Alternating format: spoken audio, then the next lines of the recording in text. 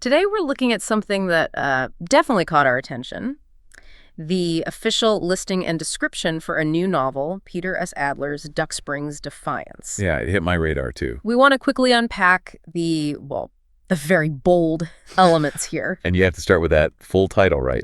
Duck Springs Defiance, a novel of the next Civil War. Exactly. That subtitle, The Next Civil War, I mean, that's not subtle. Not at all. It immediately frames the whole thing in this incredibly high stakes, very current anxiety. Yeah. And everyone brings their own viewpoint to that phrase. That's a powerful stage. And the source material notes it's coming February 24, 2026, so still a ways off. Gives us time to speculate, I guess.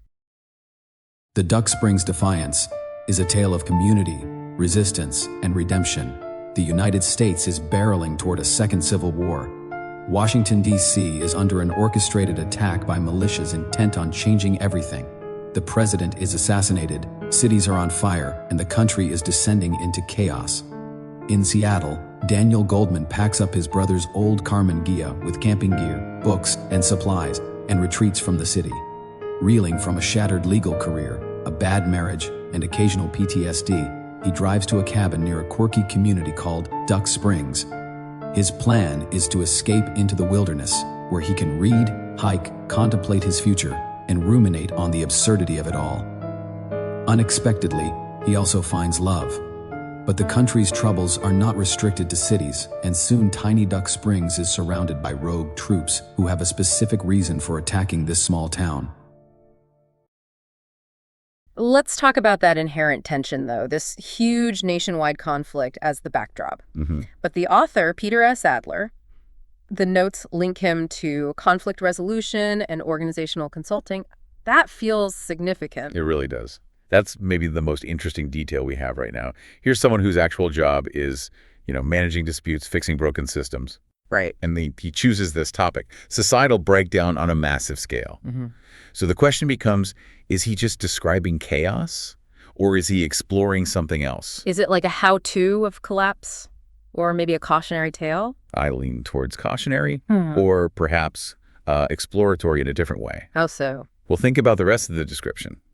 A tale of love, redemption, and small-town resistance. Okay. That does shift the focus. If it was just about the mechanics of war, you'd expect maybe more military or political angles in the blurb. But love and redemption, that points towards the human cost, the moral side. And the small-town resistance part, that's the next bit that jumps out. Why zoom in so much? Duck Springs Defiance. Yeah. Against the backdrop of a national civil war, why focus on one small town's defiance? Doesn't that feel small? Well, maybe not. It could actually make it more powerful, more relatable. A huge war is abstract, almost too big to grasp emotionally sometimes. Yeah. But a small town, that's immediate. That's neighbors. That's where the breakdown in society actually happens to individuals, becomes a microcosm. So Duck Springs is like a test case where you see if community can hold, maybe. Precisely. It's where those themes of love and redemption have to play out, on the ground level. What do they even look like when everything's falling apart? That's a heavy question. Redemption in a civil war. It can't just be personal forgiveness, can it? Probably not.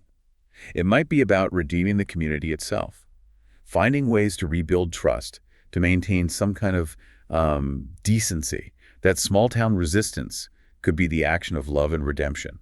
The act of choosing community over chaos. Exactly. It feels like Adler might be using his expertise in conflict resolution, but applying it fictionally. How do groups, even small ones, find a path back from catastrophic division? So the defiance isn't just fighting, it's defying the urge to fracture completely, defying dehumanization. That's how I'm reading it, based on these pieces. The defiance is fundamentally about holding on to humanity. Okay, so wrapping this up, we have this massive, explosive setting, the next civil war. Yeah. Filtered through these very intimate human themes, love, redemption, small-town community, and written by someone who literally studies how to resolve conflict. It's quite a package. It really is. And it leaves you with a final thought, doesn't it? Something for you to chew on until 2026. Go on. If Adler is exploring pathways out of division, using this fictional setup, what does that defiance in the title ultimately represent? Is it defiance against some external enemy? Or is it perhaps defiance against our own worst impulses when things collapse? Defiance against anarchy itself?